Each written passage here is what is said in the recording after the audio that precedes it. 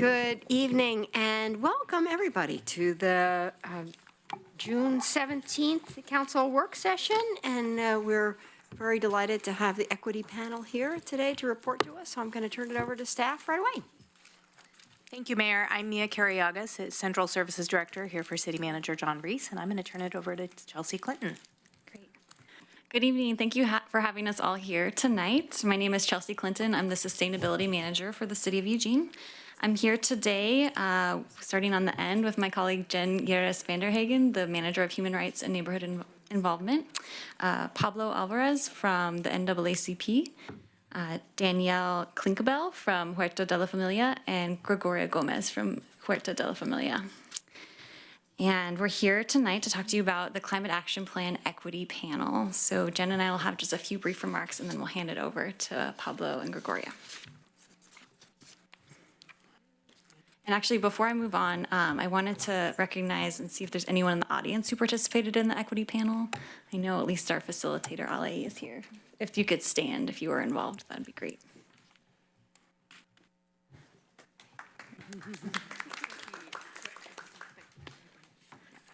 All right. So we're excited to be here today to share with you the recommendations from the Climate Action Plan Equity Panel. The city decided to pilot the equity panel as part of the Climate Action Plan for two main reasons.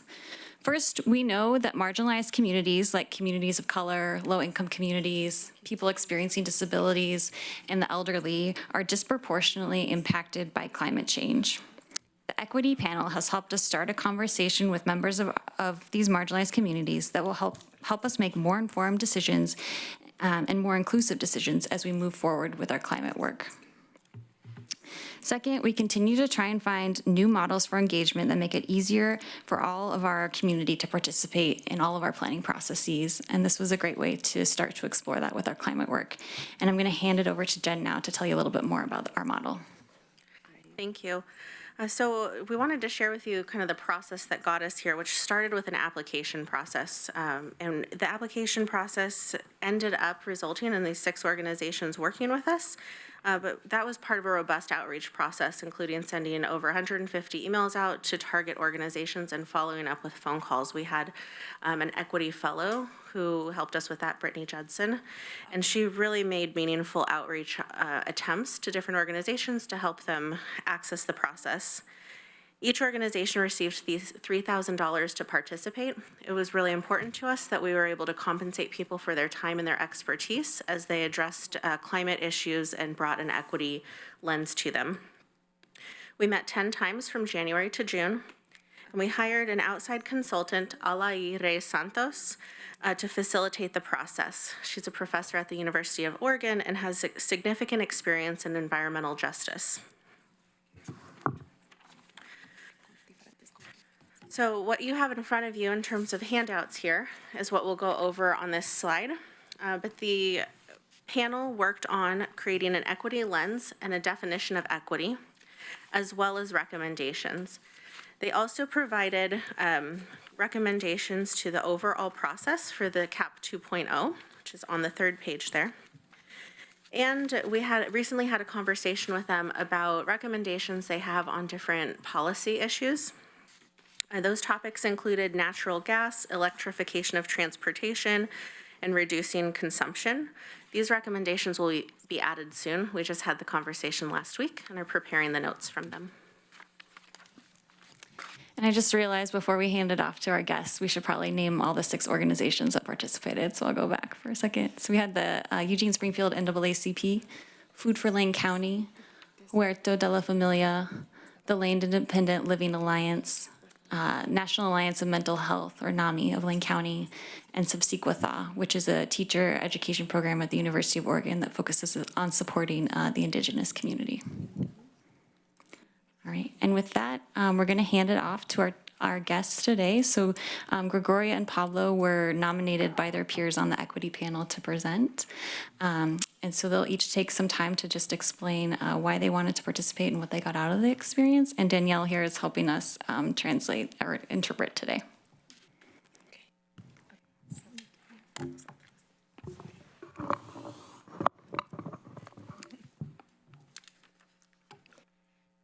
Vivo en un cuerpo que ocupa un lugar en el espacio, en el hogar de todo ser vivo, el planeta Tierra. Vivo en un cuerpo que usa energía y combustibles. Vivo en un cuerpo que siente el cambio climático. I live in a body that occupies space, in a home where all humans live on planet Earth. I live in a body that uses energy and burns energy. I live in a body that feels climate change. Fui invitada para ser parte del panel del Plan de Acción del Cambio Climático. Soy parte de una gran comunidad, la comunidad inmigrante hispana. La recuperación climática es responsabilidad de todo el pueblo y es una prioridad para continuar con la vida en el planeta. I was invited to be part of the equity panel for climate change. I am part of a large community, the community of Hispanic immigrants. And the recuperation of our climate is all of our responsibility and is a priority should be a priority for all of us as we continue to live on this planet. Creo que como personas racionales se encontrará la forma de no afectar a las comunidades más desfavorecidas en estos cambios que se avecinan. I hope that as rational people, we can all come up with ways to reduce risks and harm to communities that are marginalized as we look for solutions to climate change. Mi experiencia en este panel me hizo hacer conciencia de la forma en que estoy viviendo. Cuando se piensa en proteger el medio ambiente, se piensa en hacer grandes inversiones o procedimientos fuera de nuestro alcance. La realidad es que acciones cotidianas son las más importantes, aunque nos parezca un aporte pequeño. My experience on this panel has been that I've gained a lot of consciousness and knowledge about the way that I'm living my life. When I think about protecting the environment, we all think about making huge changes, and a lot of these might be out of our control. The reality is that actions we take daily are more important, even if they don't seem as large. Mi propuesta es la información a la ciudadanía para usar conscientemente los recursos básicos, como es el cuidado del agua y la tierra, cambiando la forma de trabajo en la agricultura, usando materiales sustentables e inocuos para los ecosistemas y para nosotros mismos. My suggestion and proposition for this group is that we create more information that goes out to the public about how to live more consciously, how to preserve our natural resources, reduce our use of water, and take better care of the earth, especially the way that agriculture is conducted, using sustainability and reducing risks to the ecosystem and to ourselves. Invertir en conseguir energías renovables, como es la energía eólica, geotérmica y solares, consumiendo productos locales y orgánicos, dando apoyo a los granjeros y agricultores orgánicos para hacer más accesibles los costos al público. I would like to see more renewable energy, like geothermal, solar, wind. I would like there to be more access to local products and organic food that supports and in a way that supports farmers who are farming organically so that these products are available to all of us. Todos podemos ayudar en la recuperación del clima ambiental. En mi caso, soy miembro activo en el programa de nombre Huerto de la Familia. Somos más de 100 familias que tenemos un pedacito de tierra en 7 huertos. All of us can help in recuperating our climate. In my case, I am an active member in a program called Huerto de la Familia. We have community gardens where over 100 families have a plot of land in 7 different locations around Eugene and Springfield, where we garden our own vegetables and fruits using organic methods. Esto ayuda mucho al medio ambiente y a nosotros. Tenemos mejor salud física, mental y emocional. This helps a lot, not only for the climate, but also to our own health, physically and mentally. Hoy mismo existe una larga lista de espera para dar un lote a más familias. Existe el deseo de aportar nuestro granito de arena, pero nos faltan tierras para trabajar. Mi lema es que si se quiere, se puede. Right now, we have a large waiting list for other families who would like a space to grow their own food. And we would like to be able to offer this service to other families. So if we want to, we should be able to. Gracias por su tiempo y atención, y mi nombre es Gregoria Gómez. Thank you so much for your time and attention. My name is Gregoria Gomez.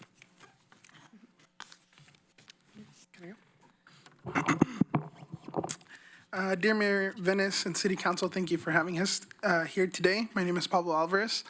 I'm the Environmental and Climate Justice Coordinator for both and the NAACP of Lane County and Beyond Toxics. Before I start, I want to thank you for giving Gregoria and I the opportunity to talk to you today. I believe you all have a lot to learn from listening to our experience, and we have a lot to learn from seeing how your process works. We are here because the upcoming climate plan will be presented to you soon, and within it, there will be many recommendations that you will have to consider. The plan, I am sure, will be full of actions that each large leveraged stakeholder has committed to and hopes that you will approve. Likewise, the equity panel is submitting to you some changes to the equity considerations that are found in the triple bottom line of the city, and recommendations that we hope you will accept and implement as well. The recommendations come after after members of this panel met 14 times in the time span of about 5 months. Throughout these meetings, we talked about climate change, environmental protections, disproportionate impacts, hardships within our communities, lack of representation, and other items as well. These topics were clear and present in everyone's mind. However, the theme that was most visible among us was fear. Fear stemming from decades of policy neglect, which we feel in forms of underfunded schools and lack of adequate and affordable housing. We need education and housing to be able to combat climate change.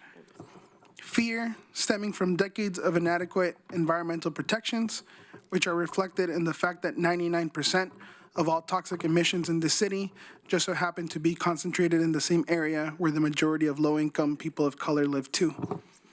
Our air pollution will only be made worse by climate change. And fear stemming from the uncertainty surrounding climatic livelihoods and the future of my and upcoming generations, and whether the city has an adequate plan to adapt. It is evident our communities, in one form or another, have not received the same level of government attention as others, more represented communities in the city. And as a result, we have created a beautiful resilience amongst ourselves to many obstacles coming our way. And we will continue to do so. Nevertheless, we deeply understand the climate crisis we are facing is vastly different to anything we have faced before. We have come to understand in these 5 months that our decades-long resilience to all other policies that the city, state, and country have adopted to knowingly or unknowingly make our lives more difficult might not be enough to prepare us for what is to come ahead. Consequently, we put together a list of 37 recommendations that we think, if adopted, can put our communities a little bit at ease and make us believe that our government is now caring and listening to us. Most of what you will find within the recommendations centers around the adaptation side of climate change. Recommendations that will take some of the burden of the effects of our shoulders. A little bit on this and what the recommendations are. I think I really appreciate the people that put these together to have laid it out in terms of buildings and fuel transportation and adaptation to climate change and outreach. I think a lot of what our city needs to do with our communities is a lot of outreach. And if you, in the question section, we can get a little bit more into why Gregoria is a great example of that. And these recommendations, I believe, will help our communities. And the reason why they're mostly focused on the adaptation side is because our communities are not the large emitters of carbon and other greenhouse gases. And subsequently, we hope that you will hold everyone else within this plan who are large emitters to the highest standards possible. We would have loved to give equity recommendations on the actions proposed by the stakeholders, and we believe, or at least I believe, that other people on the panel are still open to do so when the time comes. We recognize that the creation of this panel was a great start to addressing the equity considerations to your future plans. We also recognize that we cannot hold you in the room accountable for governmental decisions made in the past. All we can do is hope that you make the right decisions going forward. I'll be honest with you, many of us came to this panel with our skepticism and fear that this would just be another way for you to all save face and make it seem like you care and toss our recommendations and thoughts to the side when the time came. For many of us, like Gregoria, though, this has been our first experience with government, and it has been extremely positive. I hope that you all find the will to continue this positive experience and prove our skepticisms and concerns wrong. Thank you very much for having us here today. Thank you. Muchas gracias, Gregoria, para su trabajo para la comunidad. Thank you, Pablo. And are there counselors ready to, okay, Claire got it first. Thank you. Apologies for arriving a few minutes late. This is exciting to hear directly from our equity panel folks on the working with the climate recovery ordinance. And I want to thank you for your hard work. 14 meetings in, you said, about 3 months? About 5 months. 5 months, yeah. In February. That's, didn't do my math in my head. That sounds like a lot for a volunteer panel.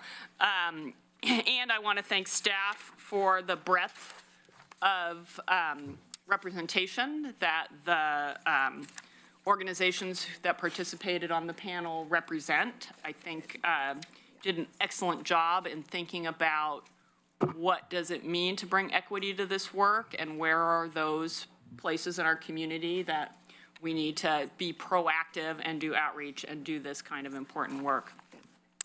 And then I just want to say, you know, Louise, you shared about one, being skeptical, and then both of you shared about having some insights. You know, you have fears about climate change and how we're going to face it, but you also have insights about how your particular part of the community might want to deal with it. And so I think not only do we have excellent staff working on this now, but this really speaks, in my mind, to our newly created position, our multicultural liaison position that we have budgeted to fund in our next budget, that this is the kind of work that liaison position can really also be involved with.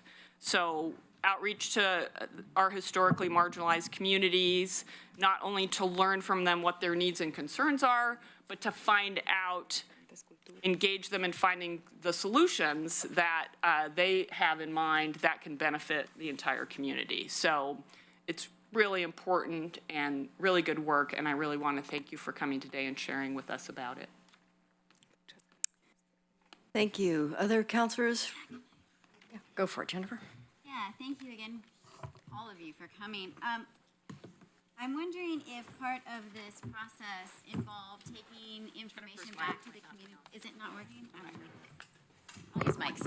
I wonder if part of this process involved you being able to take information back to your communities, or, you know, if there was time or resources to do that, and if so, how was that? What did you hear? That kind of. No hay tiempo, no hubo tiempo. No hubo tiempo, pero lo hice de manera individual con algunos miembros del programa de Huerto de la Familia, con amigos, con vecinos, pero esto tiene que ser más amplio. Yeah, there really wasn't time or you know, resources in the short time we've had so far to translate the information we learned from the panel back to the community. I mean, it's like really rich, so much information. But Gregoria said that individually she did share some of what she was really excited to learn about with other garden members and friends and family. So Pretty much just echo, it wasn't a specified a lot of time to do that or a process, but same, whenever we would get some of the considerations or the talking points that we were talking about, without breaking confidentiality, Ellie. Promise I never broke it. No, I'm just kidding. There was different times the NAACP runs in forms of committees, so there was times that we would bring this to committee and the committee would speak about it in the room. And then the conversations at multiple events that we host and stuff like that, and members that come to our buildings.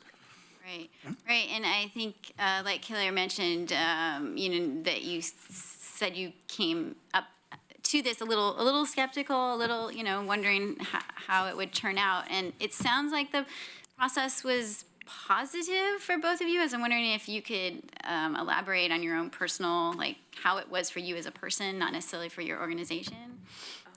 Like what we got right, what we got wrong.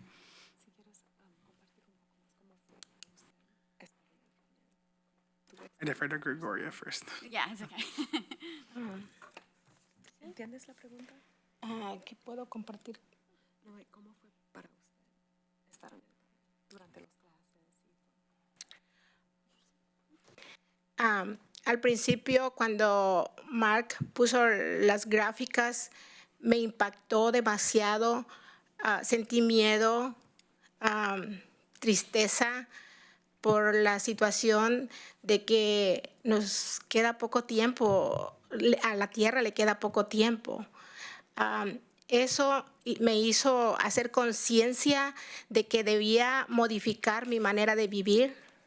Yeah, when at the first few panel meetings, Mark was teaching us a lot about climate change, and she felt a lot of fear and a lot of sadness seeing a lot of these graphics and predictions for the first time, and it really made her think that we don't have that much time left.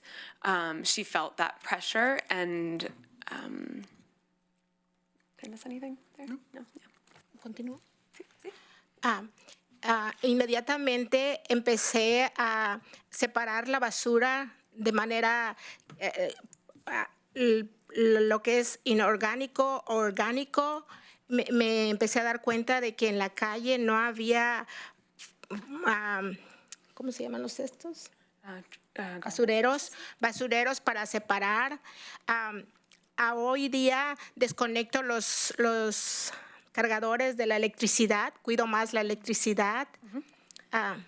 So immediately she started making more changes to her personal life, like being way more conscious about recycling and composting.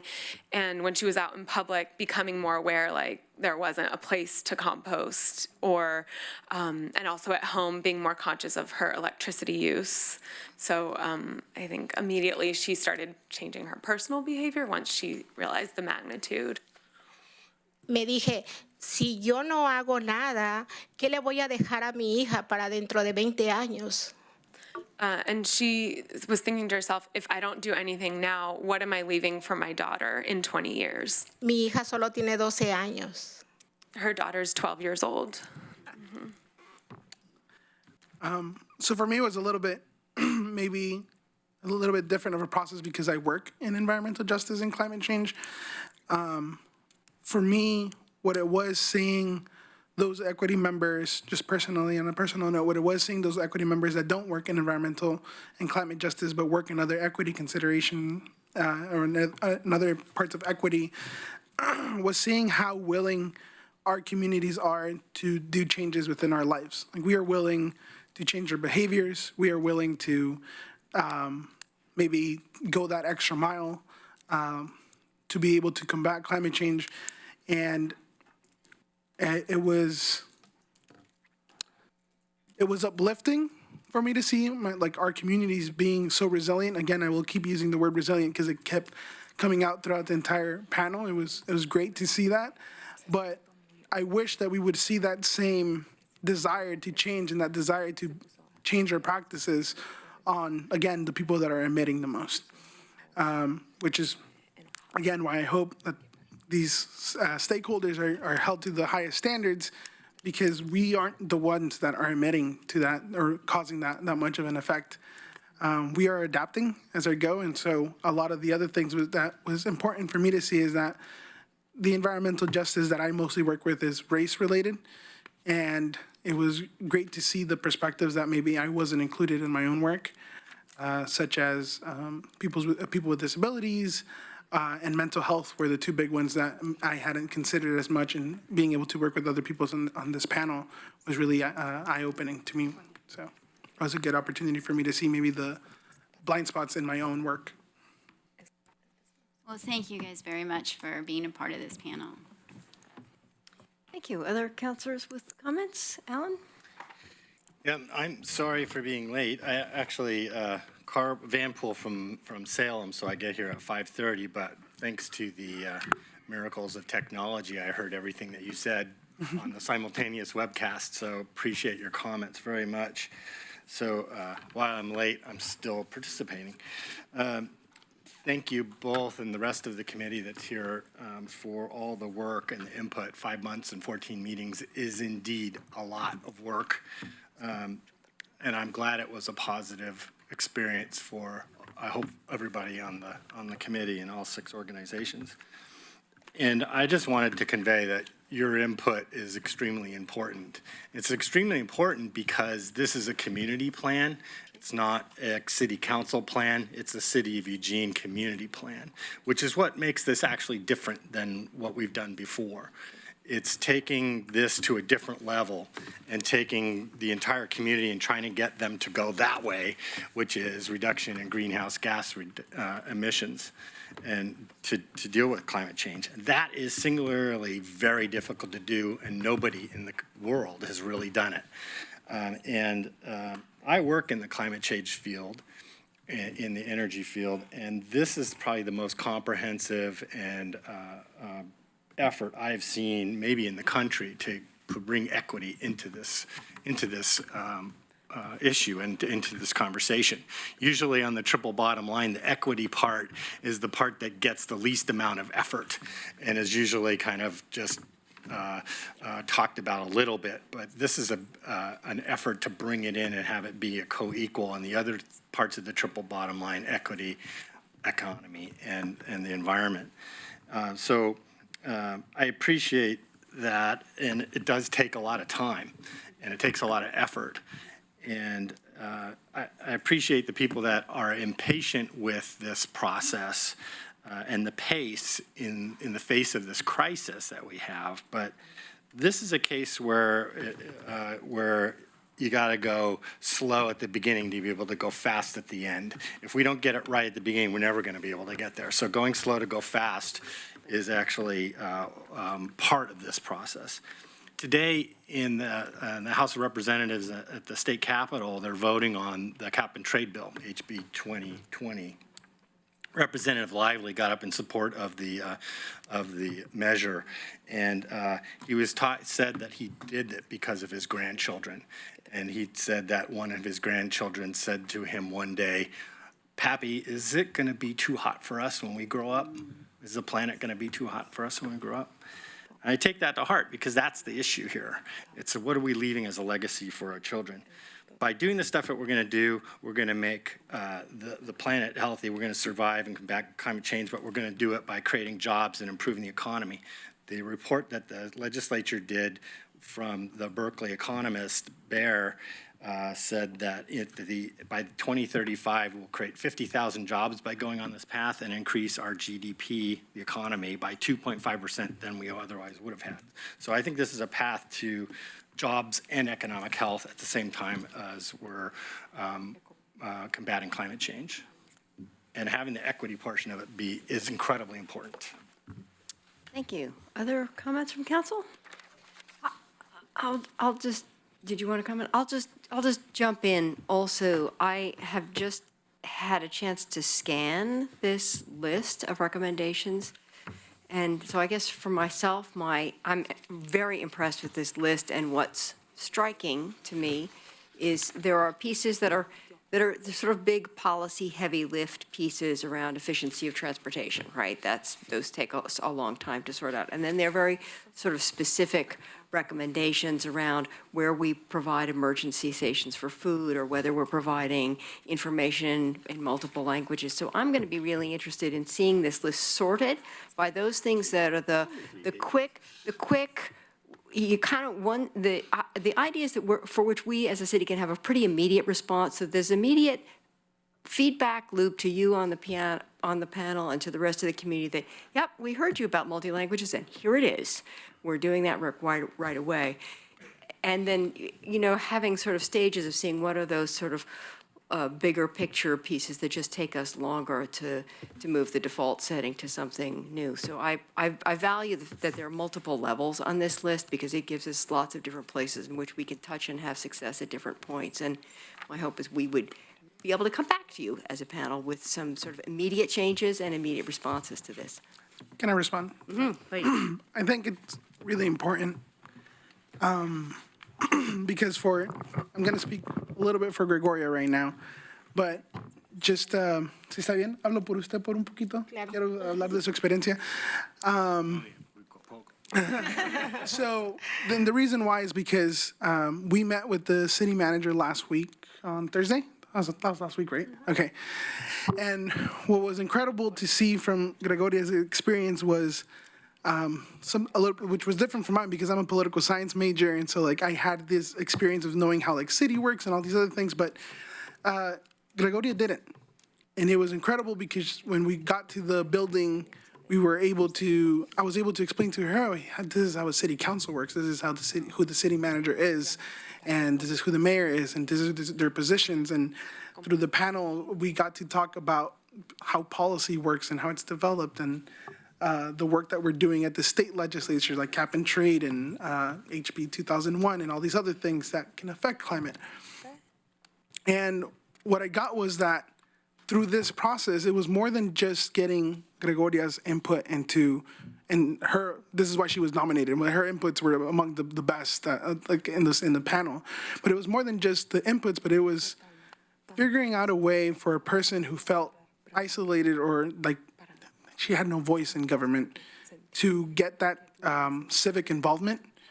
And so the reason why I added in my speech that it's been so positive is that the moment that that experience is broken by our recommendations possibly being thrown to the side, or at least it being perceived that way, which is why I believe it's important what you're saying and getting that feedback loop, is that it'll make one civic engagement that is really hard to get. We all know that a lot of people don't go out and vote. A lot of people don't go out to city councils. One that's been really good be ruined. Hopefully that won't be the case. So that's why I wanted to respond to that and say that it's really important for that to happen, because it was more than just climate change. And this is what we have to say about how it's affecting our lives and environmental injustice. It's also a way of getting someone that wasn't previously civically engaged to be civically engaged.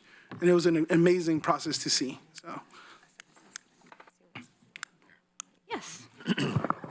I was wondering if you can tell me what is the next use of this document by staff or by council? Yeah, so we're just finalizing these recommendations with the equity panel. We'll send them back one more time through email and get them finalized. And then they'll have a few uses. So first, as we finalize the climate action plan document, we'll be looking for ways that these recommendations can directly feed into that work. Give me, by we, you mean staff? Yes. Will synthesize them? Excuse me? I'm sorry, I have to. You mean that staff will synthesize the recommendations into the work that comes to council for a final? We'll look for ways that it connects with the work, and this will also just be a standalone in the final document as well, so it'll be kind of both. We'll also, to continue on, show this to all of our Eugene Climate Collaborative partners, and so they'll have the opportunity to see it, and if they so choose, incorporate it into the actions that they've provided for the climate action plan. And then I think there's ongoing work here. As Pablo's kind of highlighted, it's really important that this isn't just a thanks for coming to the panel, see you later type of situation. We really need to continue to engage with these organizations. I want to take this very seriously as well. And there are some pieces of this that challenge me a little bit, just the language use. And so I'm wondering where the appropriate place is for council to weigh in on that before it becomes policy. Yeah, so I want to respect that this is what came from the equity panel, but it's not moving into policy directly. It would be a report from the equity panel, and then as we bring back the climate action plan, if you're concerned about the wording in there, I guess that would be the place where we would get council input on the wording. Thank you. Claire?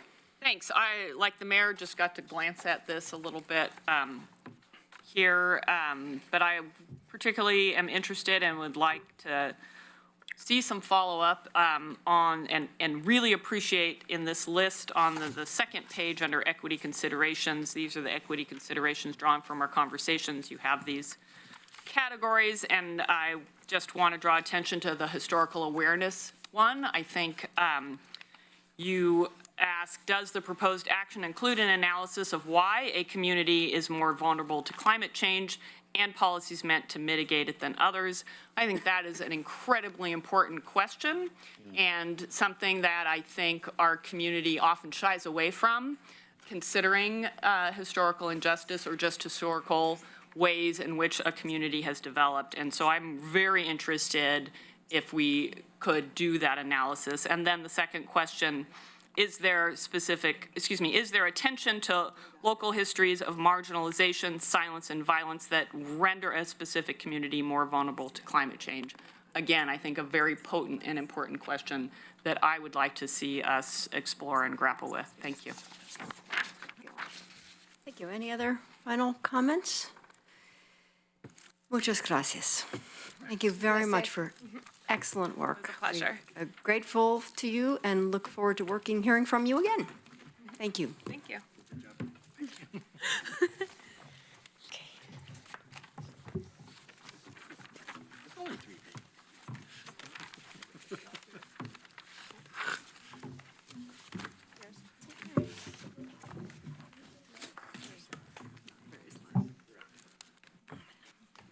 Thank you, and we're ready to move on to the next item, which is the gap strategies.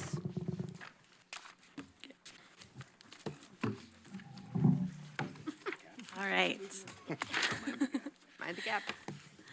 Good evening again. And I'll just say for the folks at home, my name is Chelsea Clinton. I'm the Sustainability Manager for the City of Eugene. Thanks for having me twice tonight. You may recall that in January, my colleagues, Ethan Nelson and Mark Nystrom, came to you and presented the Climate Action Plan 2.0 GAP strategies at a work session. I'm here today to give a quick update on the CAP 2.0 project and mostly to revisit those GAP strategies and allow for more time to hear from you about how you'd like to move forward with those.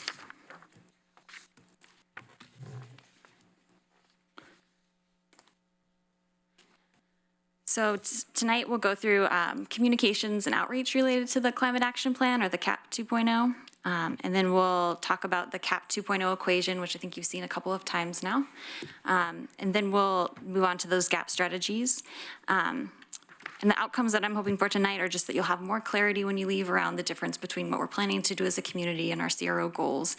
And then again, I just want you to have the opportunity to discuss those GAP strategies and think about how we move forward.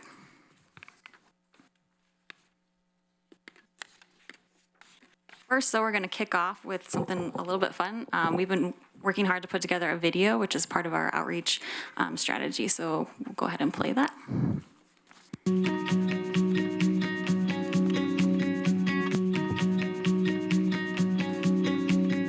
I care about climate change because it is like the biggest issue facing my generation.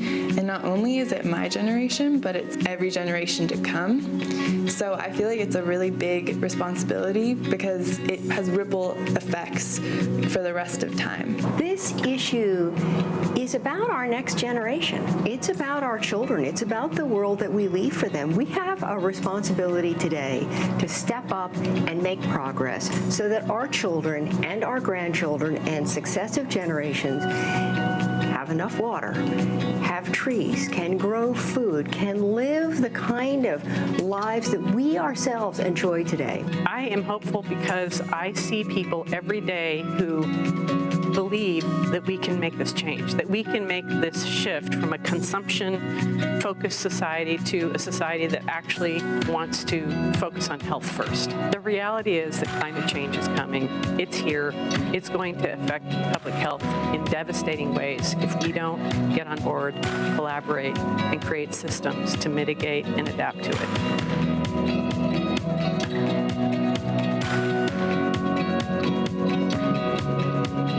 EWIP's power mostly comes from hydro generation, about 75%.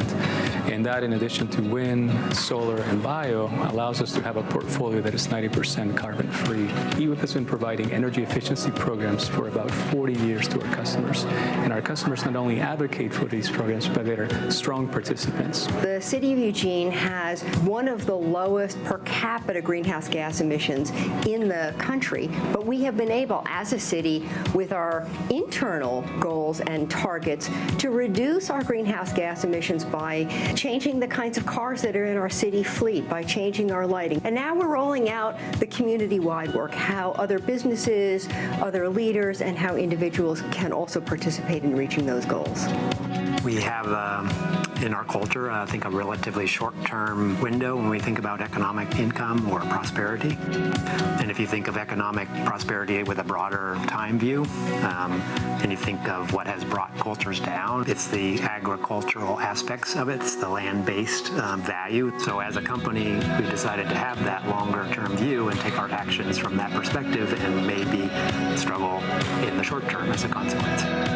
The buying habits of people are showing us that they want to buy from companies that have a mission, people who really care about a certain aspect of our lives on this earth. So I'm very hopeful about sustainability.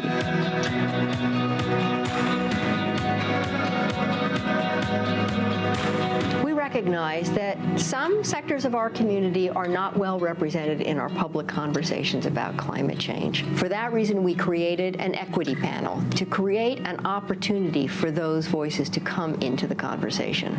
Finding a solution that's equitable for all will take time. There is very different perspectives. Sometimes we believe we hold the truth and only the truth, and I think when someone comes in and sees it from a different perspective, it kind of makes you start thinking, oh, I didn't think of that. And I think that's why the equity panel is so important. The city began this work by partnering with institutions and organizations that we've identified as our large lever shareholders. So those are institutions that have a broad impact on our greenhouse gas emissions and can leverage large change. We have a pretty robust program for electrification of our fleet. We've got 5 all-electric buses. We've got 6 more that we'll be ordering soon, and then we just applied for a grant for 10 more. So hopefully over the next 3 to 5 years, 20% of our fleet will be all-electric buses. We run a program called the Oregon Youth Legislative Initiative. We connect high school students with their senators and try and bridge the gap between youth and their legislators and make it so that youth feel like they have a voice. We have ambitious goals and we have a long way to go. To reach those goals, we all need to be a part of this solution. Join us.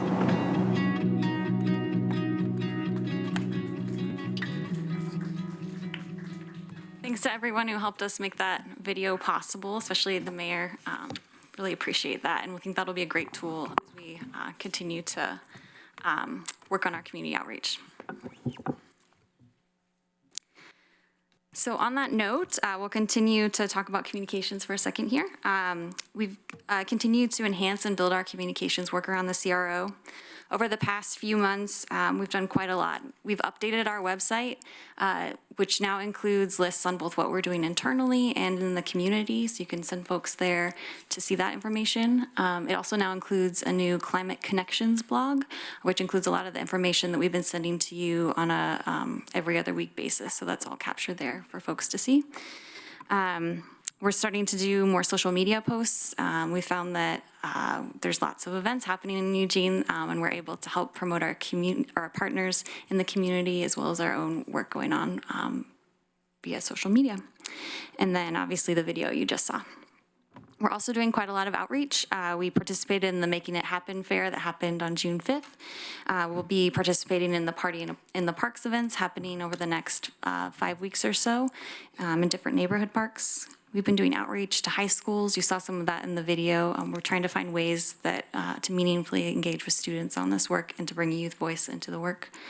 And then we continue to work with the equity panel organizations. Even though that panel has come to a close, we'll continue to try and find ways to partner to have two-way communication about how we can serve their organizations better and also push out information about our climate work.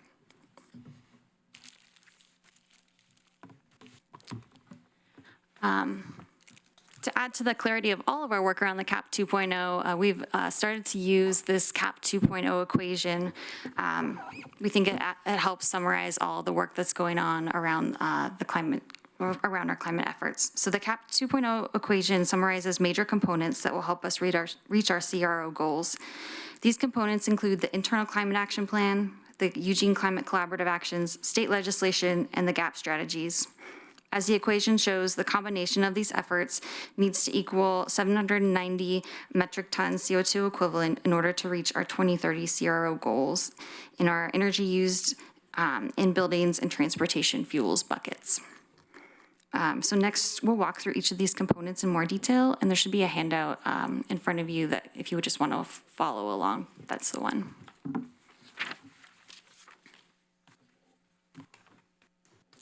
So first, the ICAP, the Internal Climate Action Plan. This component includes actions that will help the city reach the internal CRO goals. Those are to be carbon neutral by 2020 and a 50% reduction of fossil fuel use by 2030 compared to 2010 usage. This plan focuses on reductions in the city's fleet, facilities, and fire service areas. The expected community impact you might notice on your sheet is less than 1% of the community reduction target. However, it is important that we as a local government lead by example and demonstrate the city's commitment to climate action. The city is moving forward with implementation as resources allow.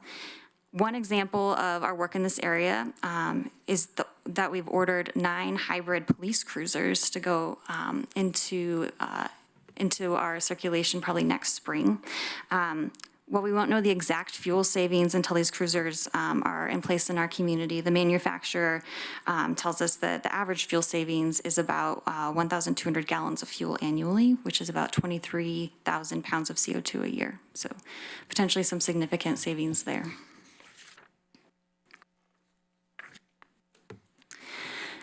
Next, we'll move on to the next bubble on your sheet, the Eugene Climate Collaborative. You probably recall that the CAP 2.0 project focuses on engaging with our Eugene Climate Collaborative partners, or the ECC. This includes organizations that have the ability to impact systems that will help our community reduce greenhouse gas emissions and fossil fuel use, or that can help our community adapt to climate change.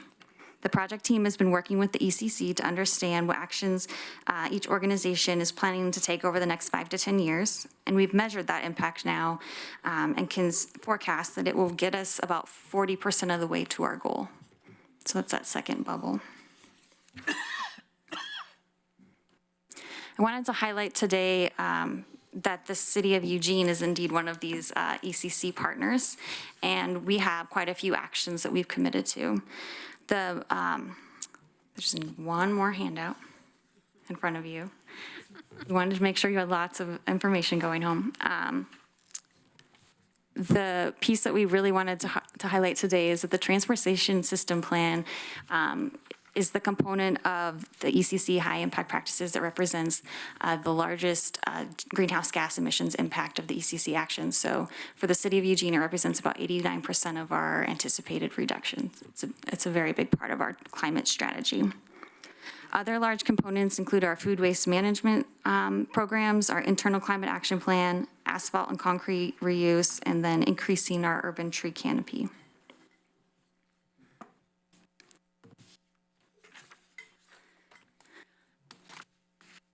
Upcoming projects from the TSP, I wanted to just go over a few because sometimes it's helpful to remember that all of these actually belong to the TSP and relate to our climate work. So we've got Moving Ahead, which is a partnership with Lane Transit District and includes increasing transit service and multimodal travel along River Road, Coburg, Martin Luther King Jr. Boulevard, and Highway 99, among other projects.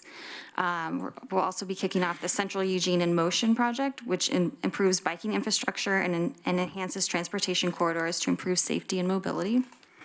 The Amazon Active Transportation Corridor, enhancing pedestrian crossings, providing protected bikeways along Amazon Parkway.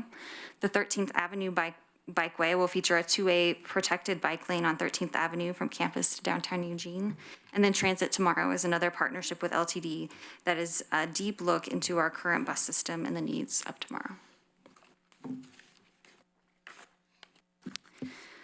In addition to these high-impact practices, which those practices are really the actions where we have our most greenhouse gas emissions reduction, we also have triple bottom line actions that the city will be completing. These actions these are the actions that weren't measured for their greenhouse gas emissions impact, either because there were limitations on the modeling or because the expected greenhouse gas emissions impact was relatively small given the community scale that we're measuring on, or because the action was more about resiliency. So several different reasons there. There's a much longer list of actions that I put in front of you and that will get on the web as soon as possible. But I just wanted to highlight a few here today that are important to our community. So these are programs like our waste prevention programs, like the Water Station Project, where different organizations can rent the water stations and encourage people to bring their reusable water bottle instead of purchasing a plastic water bottle, disposable water bottle. Our sustainable purchasing policy as a city is another triple bottom line action.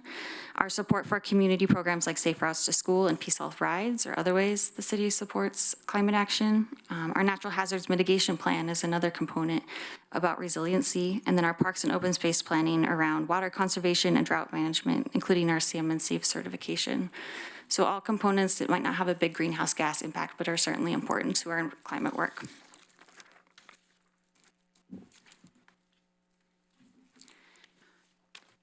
Moving on to the next bubble on our equation, we have our state legislation, and Councilors Link, I talked about this a little bit already, but specifically HB 2020 has the potential to have a significant impact on the statewide greenhouse gas emissions. So the Clean Energy Jobs Bill is being considered by the legislature now, and I heard was on the House floor today. We'll know the outcome either way by the end of this session. Our initial modeling showed the impact could be around 32 to 54% of our gap. It's not really clear until we see the final bill what the impact will be. I also want to highlight that this legislation and this bubble really in the equation isn't, there's some overlap between the ECC actions and that piece of legislation, so it's not really accurate to just add 40 and then even if we use the most conservative 32, we'll have to revisit the modeling to understand the full impact of that legislation once it's in place.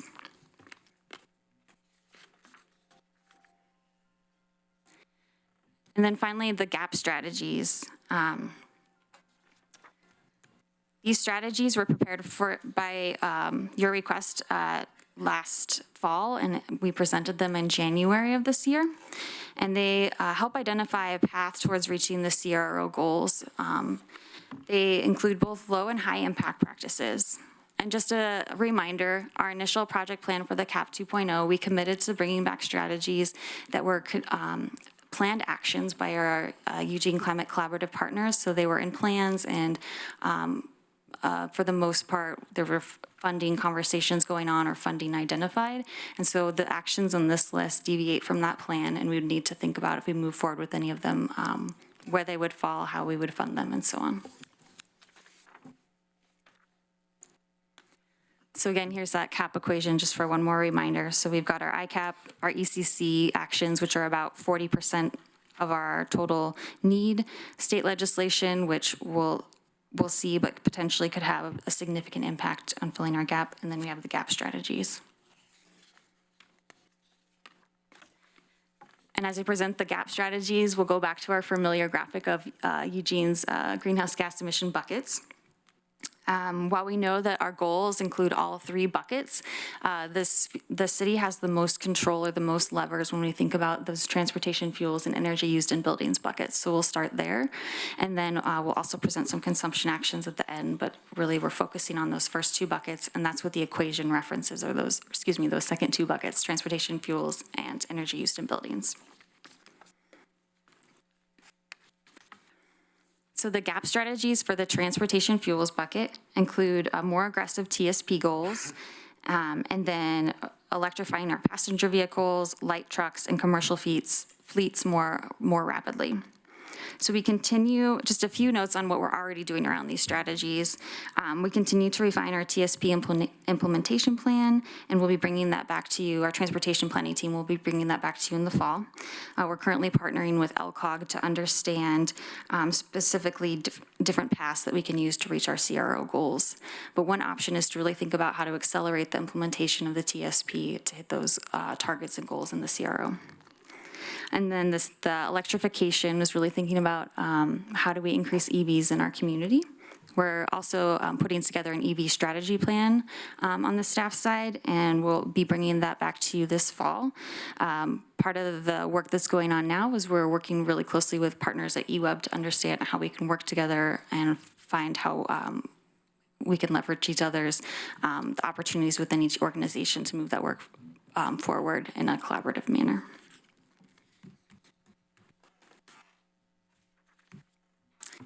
Next, the energy used in buildings bucket strategies. So most of these actions you'll notice tie into natural gas and actions related to that.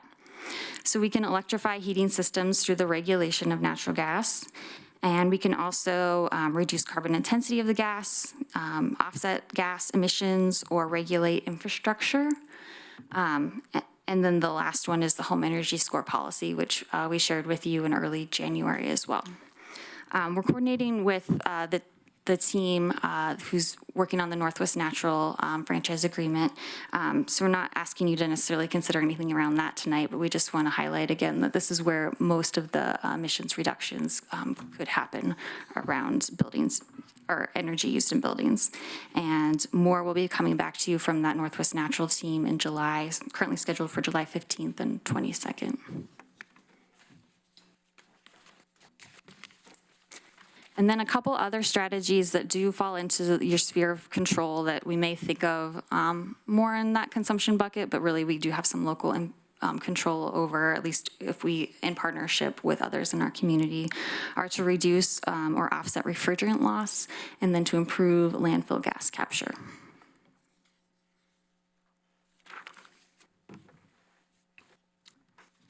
And then, as I promised, we'll talk about our consumption bucket as well. So as we look at our consumption actions, you can see that it's going to take some different kinds of levers. There are some things that City Council has influence on this list, but you can also see that it's going to take international action and some individual action as well. So first on the list is international action to implement the Paris Accords at a 25% by 2030. The second, reduce average square footage of new single-family detached homes. Third, move to plant-based diets. Fourth, reduce all possible food waste. Fifth, optimize the food waste system to a zero-waste system. And then sixth, reduce carbon intensity of concrete products. So to wrap up, we know it's going to take everyone to reach our goals. In phase 2 of the climate action plan, we do plan to look more closely at those individual actions and understand how we can work at that household neighborhood level. We're also working on communications, developing a community-wide campaign based on research that we've been doing over the past year or so. We also continue to work with our community partners. We know that Eugene 350 is doing some exciting work around community outreach and individual actions, and we look forward to learning more about that. And our equity panel organizations also have some great ideas about how to move forward. So we'll continue to work with them as we think about how to tackle this particular bucket. And with that, I'll turn it over to you. Great. Thank you so much. That was a really excellent summary of a lot of work. So very impressed. Do other counselors want to make a comment? Greg, go for it. So I want to go back, Chelsea, to the reduction in square footage of new single-family detached homes. What are we talking about in terms of that? I know that if you go to somewhere like Japan or Tokyo, that square footage of housing in that realm is very compact. And are we looking at moving dramatically towards doing that? And how do we encourage home builders to build those types of homes that, has a smaller footprint and uses less energy? Yeah. So this particular action is really thinking about two components. You hit on one of them. When we have smaller square footage, we use less energy to heat and cool those areas. And also, when we build those structures, we're just using less material. So construction material like cement, wood, whatever goes into building a house, that can have a lot of what we call embodied emissions, or those upstream emissions. We use our cell phone a lot for that example, right? So whatever the emissions are that it takes to build all those materials count too. It's not just what is emitted in our community. So it's a dual component. That's why it's important to reduce the square footage. In terms of what it would take to make that happen in our community, I'd have to get back to you. I assume there's some legal components to that, code components to that. It would take some digging. Code changes that we would need to make. Yeah, I'm getting the nod. Significant zoning and code changes. Yeah.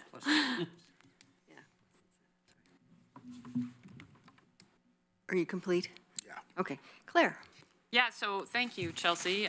This is a lot to consider. I had a question, just a clarifying question on the slide of gap strategies for transportation. I didn't quite understand some of those figures, what the 25,000 beyond TSP and 50,000 beyond, what is that referring to? Thank you. Yes, I should have put electric vehicles in there. So Gotcha. Yes. Okay. In terms of numbers of vehicles? Correct. So option A is 25,000 electric vehicles beyond what we've currently planned for in the TSP? Correct. Okay, thank you. Anybody else? Need to be in this? Alan, there you go. Yeah, nice work so far, Chelsea. Glad to have you back, by the way. Thank you. It's also really important for us to keep our eye on the greenhouse gas inventory pie chart, which is the ball here. And back in